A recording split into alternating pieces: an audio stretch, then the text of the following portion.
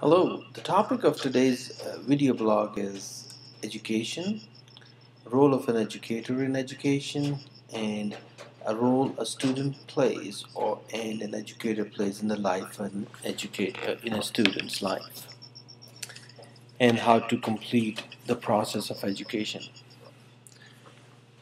My name is Dr. Naeem Syed, and I am bestowed with the uh, responsibility of providing technology in a higher education institution.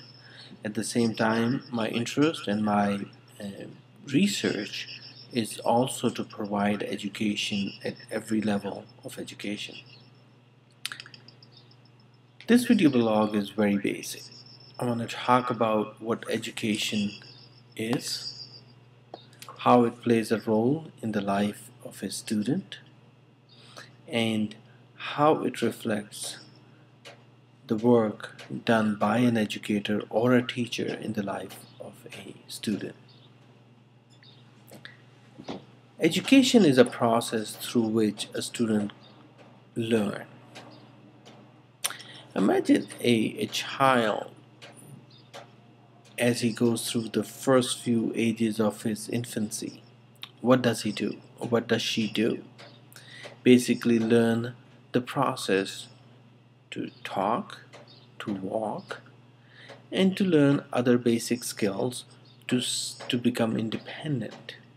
Independent in a sense that he should be able to eat, so it's not being fed through a spoon, talk so he can or she can ask. So this is a learning process.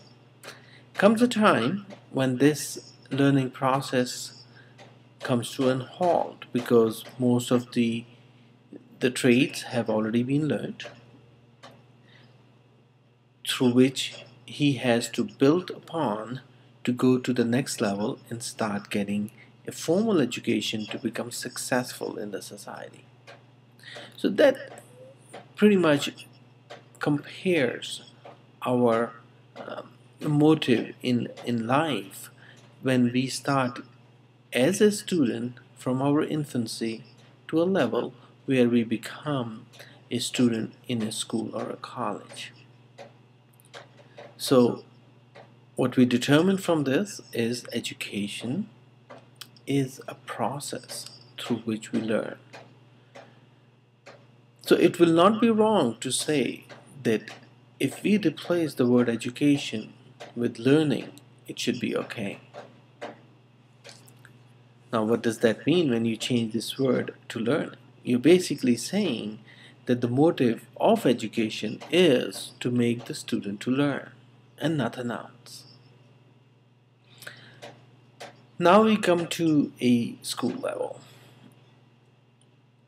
As we see in our society, students are sent to primary education starting from kindergarten.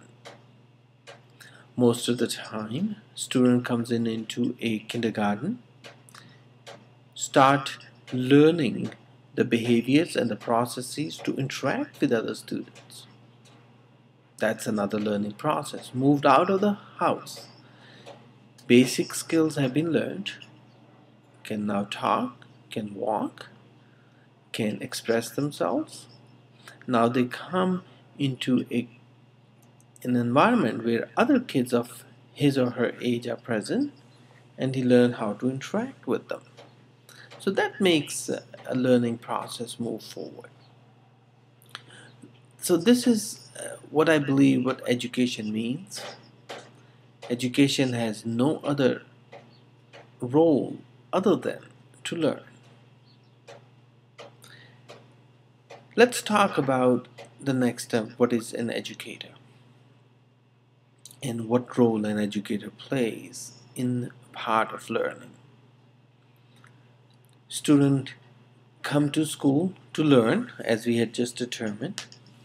An educator comes into play and say, okay, today this is what we are going to learn. If part of this process is any different than what we had just talked about, then it is not education. So a teacher If he or she is not making the students to learn, then it is not education in per se, as we have determined in the beginning in the definition of an education.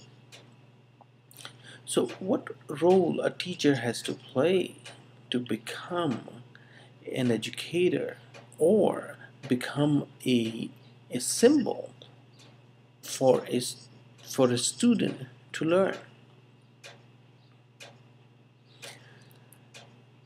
A lot of different tools are included when an educator come into play as a person who is trying to make the student to learn. He or she can use a blackboard and a chalk, whiteboard and a erasable marker, could be a computer, or could be as simple as paper and a pencil. These are just the tools. If a school trying to sell education by saying that they have a smartboard in their classroom, well, this is great, wonderful. Or they can say we have 15 computers in our computer lab. The students are allowed to go in at any time or during a certain time. This is great. But this is again is only a tool like a blackboard or a whiteboard. So how do you go about figuring out what these tools are for? And are these being used for learning in the learning process of a student?